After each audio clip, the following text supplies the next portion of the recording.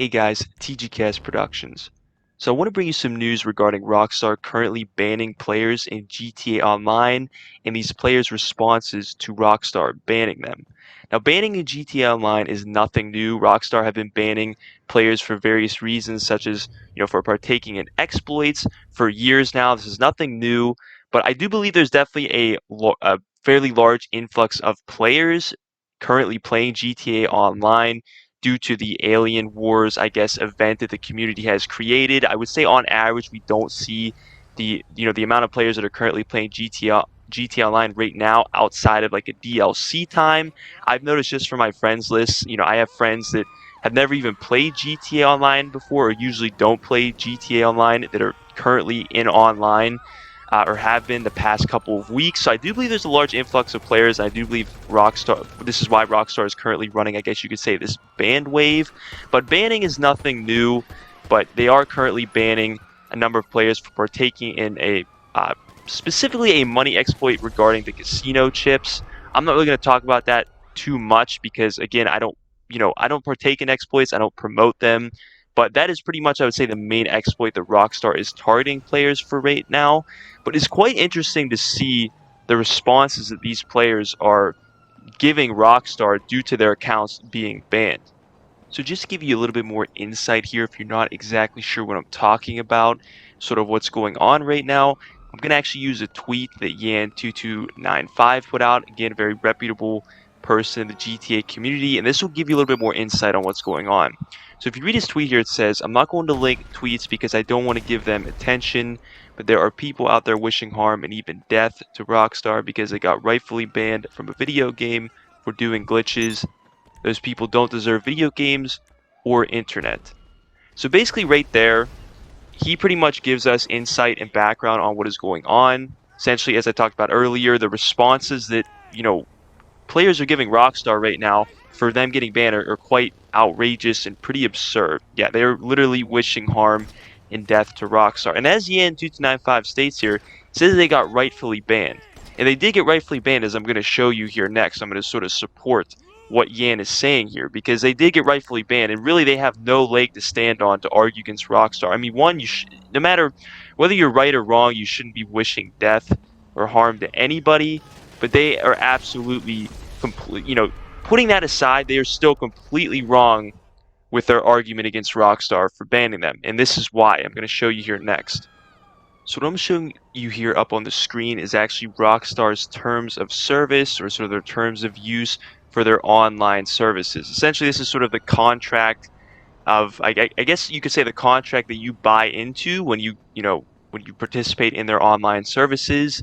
This is sort of the binding agreement between you, Rockstar, the Take-Two, Interactive, pretty much their parent company.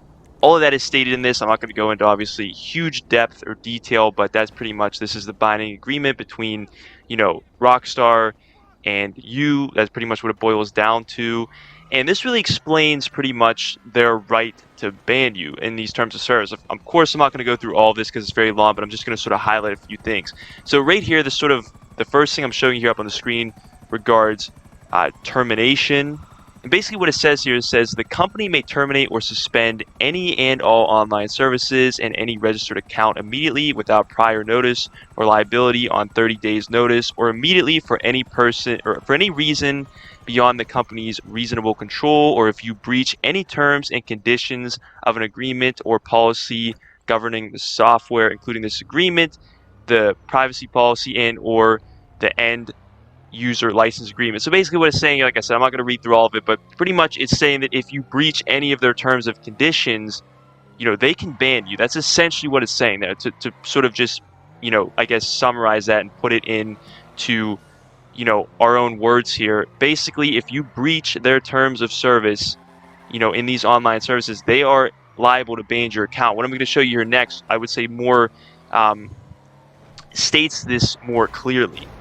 Right here is a portion of the code of conduct section in their terms of services, or their terms of service for their online services. And if you go down to where I highlighted here at number 8, it reads that you will not cheat or utilize any unauthorized robot, spider, or other program in connection with the online services.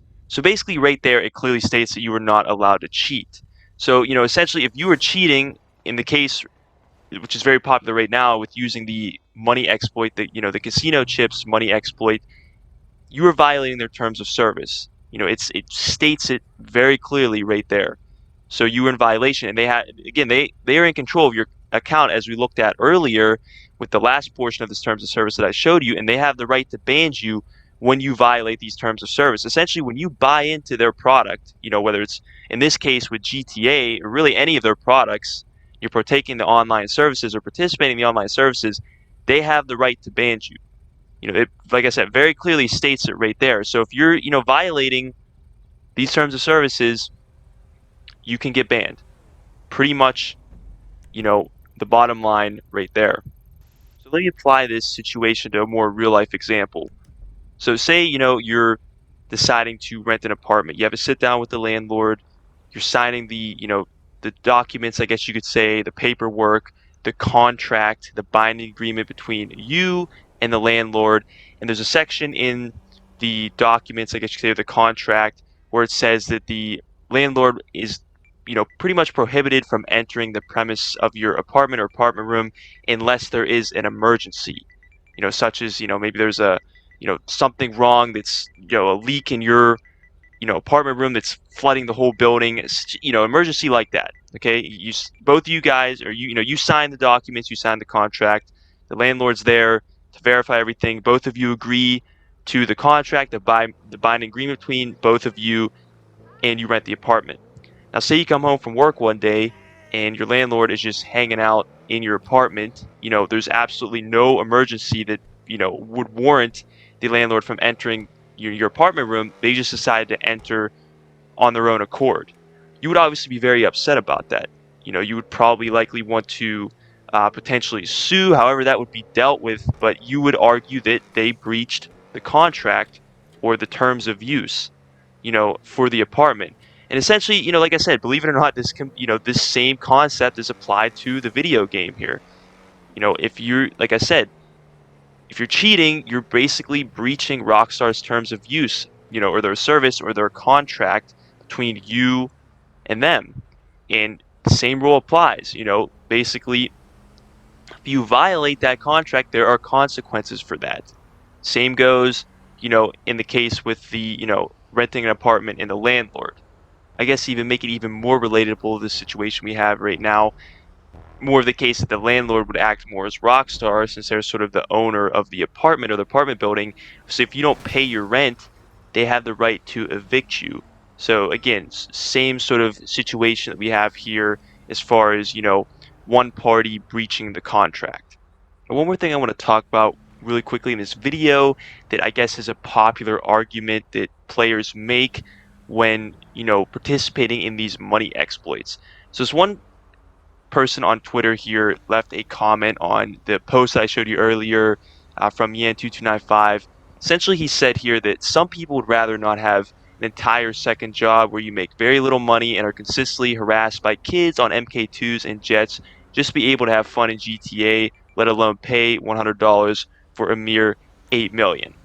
So basically what he's saying here is he's saying that GTA Online is such a grind and it's so hard to make money that we don't want to be paying, money for shark cards as well as grinding the game so much that it becomes a second job. So this is what pushes people towards doing exploits. And here's my argument against that.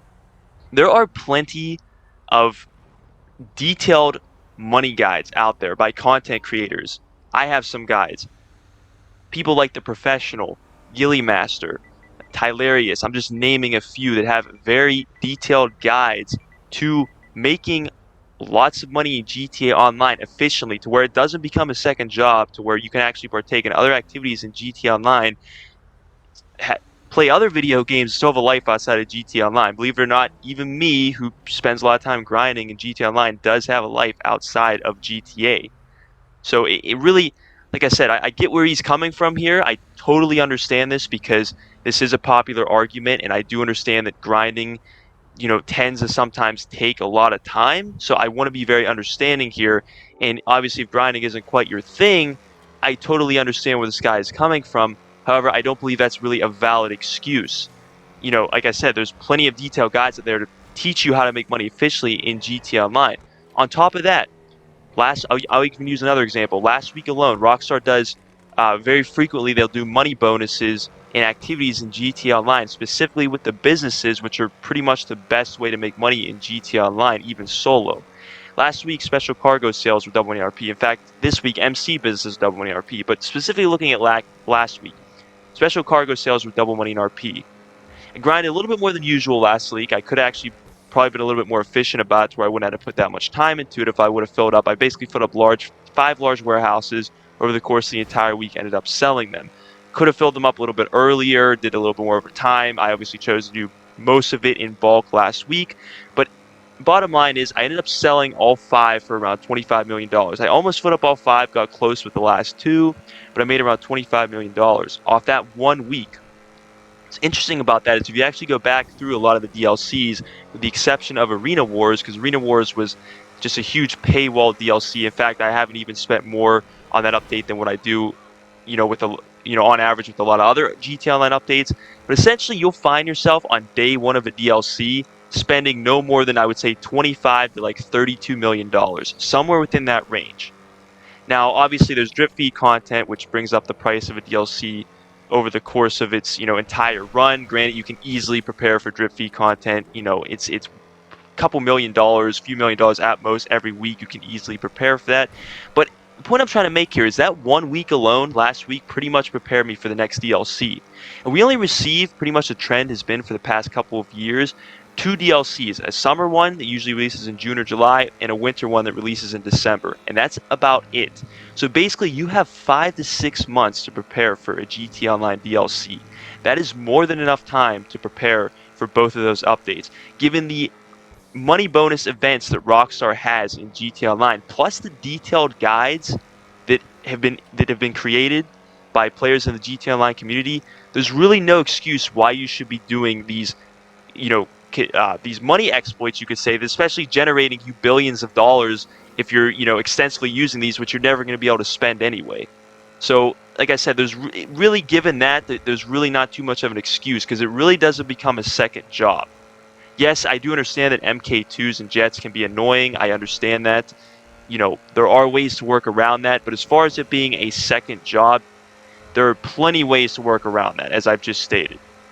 Even if you think about a lot of the updates that have been added in GTA Online, such with the past with the Diamond Casino Heist update, that update brought new ways of making money with the Diamond Casino Heist, or with all three of those approaches. We go back to the Diamond Casino Resort update, brought new ways of making money with gambling. Granted, not the best ways of making money, still a new way to make money, as well as the Diamond Casino story missions, which your first playthrough, you're going to make a lot more than when replaying them.